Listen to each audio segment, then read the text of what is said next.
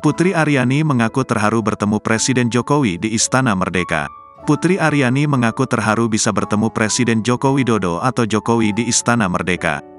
Selain itu, peraih Golden Buzzer saat tampil di America's Got Talent itu mengaku bangga bisa bertemu dengan orang nomor 1 di Indonesia tersebut. Putri bertemu ayah Kaesang itu didampingi kedua orang tuanya. Saat tiba di istana, Putri langsung disambut Presiden Jokowi. Putri kemudian meminta dukungan pemerintah untuk dirinya yang akan tampil kembali di ajang America's Got Talent akhir Agustus nanti. Sementara itu, Presiden mengaku bangga dengan raihan Putri di ajang internasional.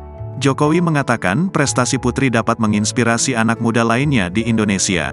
Jokowi mengatakan bila ada kemauan dan keinginan yang sangat keras, maka yang namanya tantangan atau penghalang bisa dilalui.